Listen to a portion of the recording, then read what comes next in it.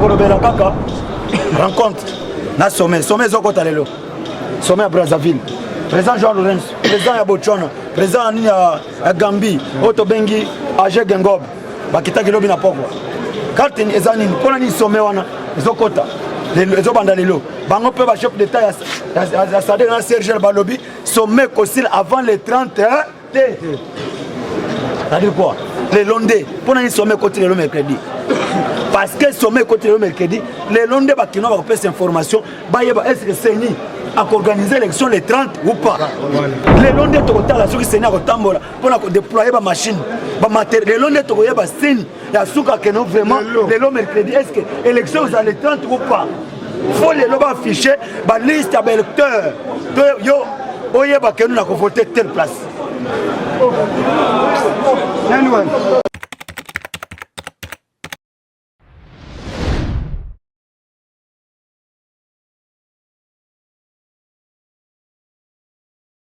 Ah oui, ma mère vient surtout déjà connecté dans la diaspora, même na Kinshasa, partout.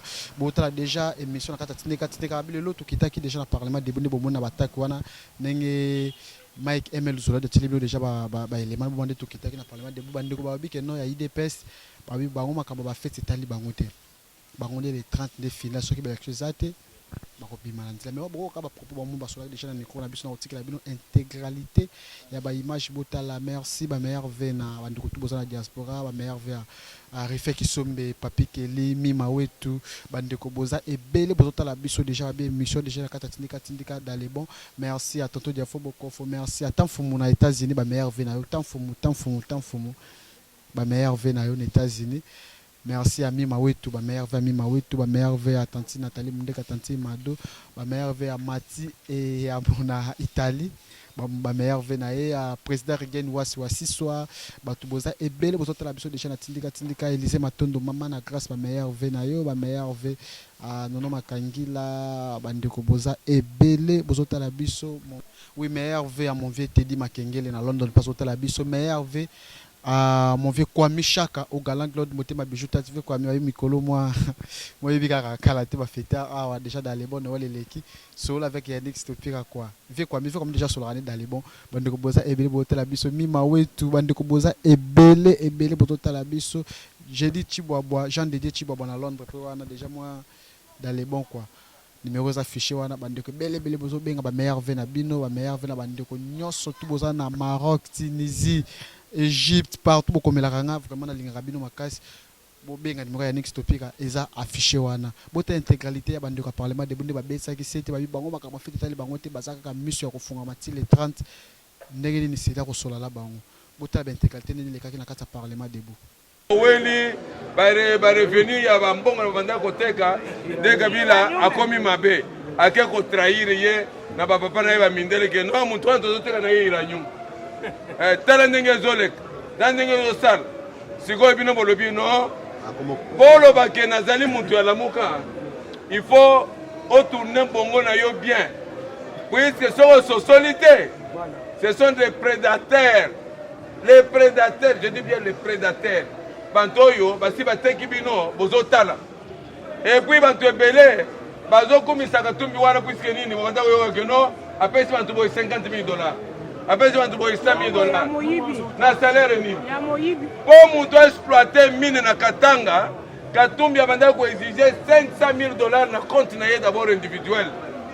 seul ma personne gagne $500,000 pour longa na $50,000 au kabela bantu est-ce que c'est un problème siko bino bozo betele maboko asali malamu abongia za mécanicien abongia za homme d'affaires azali muntu oyo osala politique na Congo te de wana zosenga bino bole tenir na mutu na bino ke esika tozokende eza esika ya bien Félix aza ye moko te biso nyonso eza affaire ya peuple congolais mutu nyonso esika ezali ntango Félix azozo pouvoir luka moyen obongisa puisque ngai naza longo na Jean-Baptiste je vous annonce déjà la colère à venir bolobi ebele bosali ebele mais biso tokopesa bino une année bon comment les choses vont changer dans les 6 premiers mois bokofinga lisusu ebele puisque ebele baza na administration baoyo basalaka te baoyo bayibaka lokola bakolela bino bokoaccompagne bango so bakoaccompagne bango na kolela wana. Puisque nous allons procéder effectivement par l'audit documentaire à vocation nationale qui va porter sur tous les documents caractère officiel pour redresser la situation socio-économique de la République plus rapidement, sans pourtant attendre l'aide extérieure. Nous allons orienter l'argent vers le trésor public. Et puis, au moment de Félix Alobi, il faut tout ça dans nos états de lieu. Balobi au moni à maîtriser le côté. Yo lingi mutu à la déclaration Alobi non, n'a qu'au doubler salaire yaba soldat yaba fonctionnaire sans que ayebi le quoi ça n'angote. Un homme qui réfléchit à ce dans l'état de lieu. Après l'état de lieu, c'est aussi l'évaluation. Après l'évaluation, c'est à ce moment-là que nous allons faire des déclarations. Je vous préviens que le pouvoir qui vient, ça ne sera pas le pouvoir des discours, ça sera le pouvoir des actes, des actions concrètes, des pouvoirs des Zoya. Et puis le corps de Kambamanabana Congo.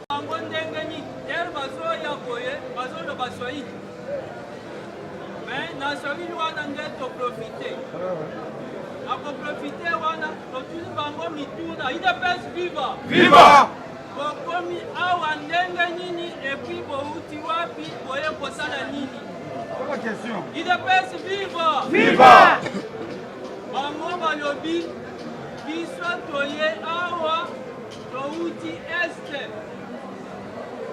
Quand ndenge toza baye komema biso balobi na Kinshasa bitumba ezali yango wana bomoni bamemi biso baye na biso awa me ndenge tozotambola boye toyebi vili te tolingi toyeba banzela ndenge totwanga babiloko ya ndenge wana IDPS viva yango wana na minute moke yo ozolela information eza bien.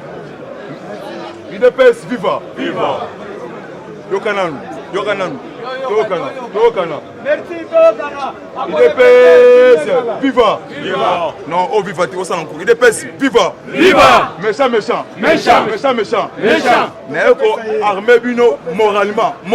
Moralement. Tu calmes dans 5 jours. Il y a l'élection. Merci. Merci beaucoup. Moralement. Peut-être que comprendre bien. IDPS viva. Mais il armé bino moralement. L'on koba. Tu calmes dans combien de jours? IDPS viva. On a vu si bino boy. Ndeko alobi tout et ça en tout. Na kuite ko bandela. On a vu si bino boy. Lobby les Américains déjà bazui 18 sites ya Kabila. Pour attirer ba militaire. Bakosala opération Kamunde. Président angolais a combattu lobby la soir. Na Brazza, na président Agé Gengon. Président ya Nami. Na président IDPS viva. Président ya Zambie. Edgar Lungu. Na président ya Botswana.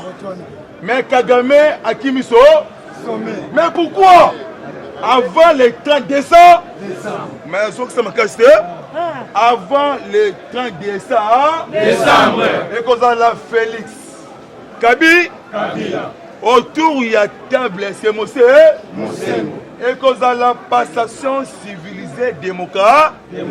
Pourquoi? Dès que la chose est l'obaka, sous bâtiment juridique, les 23 et quoi? Bon côté. Ce qu'on pouvoir et zongi et pas président il y a rassemblement c'est fait. IDPS viva. Kanambe lobby 19h abimisi Kitunga Ekolo Kopo Ekei Rwanda. Pourquoi? Le monsieur a compris. Lobby Belgique ça lui point de presse. Ce qu'on besoin na 11 bataillons. Force terrestre. Donc le lobby Koko Nyangi abeli libo. Lobby la télévision. On a vu si bien boy. La mouka abou et ali pharmacie. Voilà et les machines. Et ali colo ya formationnaire.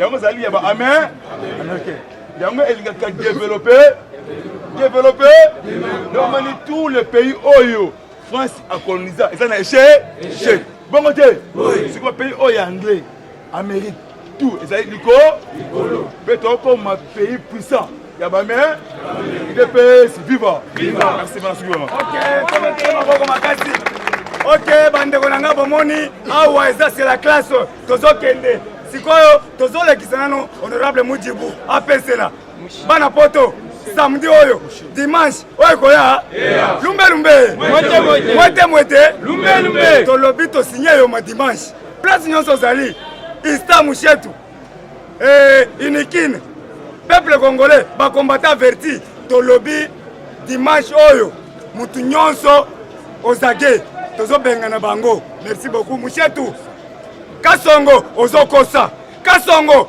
peuple congolais alobi ozokosa kasongo ozokosa toyebi place opération toyebi ndaku bamba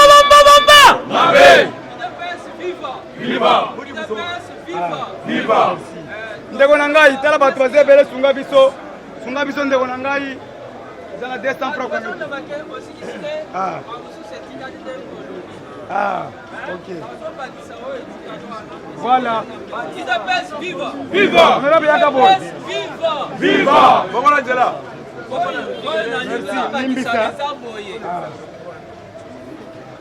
Père Félix azongi na Braza yave réunion moko bakutani na mosengo apesi ya rapport nyonso bauti kosala na Braza na minute muke mosengo mpe kaka ndenge ndeko na biso alobi awa lera ye bakutani na mosengo apesi ya rapport nsima nango babengi Martin Fayulu akomaki wana bazalaki mosengo Fayulu na Félix mais mosengo azwi maloba ya koyebisa Fayulu biloko bosali wana eza na ntina te boye mpona kobebisa mais nazoyebisa yo na minute oyo sala déclaration moko ozala nsima ya Félix en faveur ya Félix po ozala na crédibilité parce que bisika nyonso okendaki olobaki tokokende élection te parce que machine ya vote ezali mais sikoyo oyo koloba ozokende donc bato na mitu na bango bakokanga nini mais sala déclaration moko parce que église catholique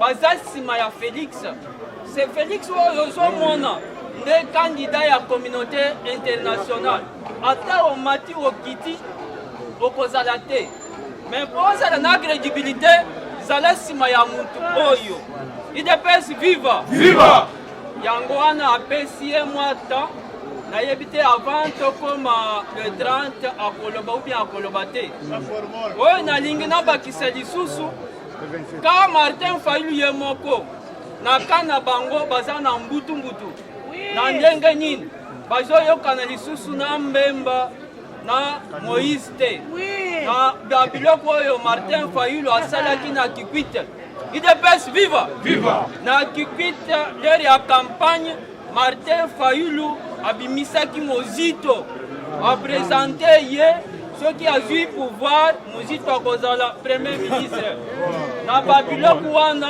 bato oyo basimbi ye nde basilikaki collaboration lisusu entre ye na Moïse eza te idps viva oyo nsima ebimi lobi awa eza déclaration ya Fridolin ya Mbongo balobelaki yango balobi le 30 c'est le 30 le 30 ce n'est pas le 31 idps viva ata une minute ekoleka te le 30 tokofranchir yango te soki élection esalami te peuple congolais ye moko akoyeba ndenge nini akosala ndenge tozokende na deux chemins soki élection esalami tokoyeba oyo tokoki kosala soki élection esalami te mbala moko toyebi oyo tokoki kosala idps viva oyo nalingi nabakisa beta maboko makasi oyo nyonso akotaki église catholique lobi ayokaki message basango balobi peuple congolais réveillez-vous le 30 bacatholique balobi na baéglise nyonso réveillez-vous le 30 ata une minute kotikala te peuple alamuka merci musietu tokei rapide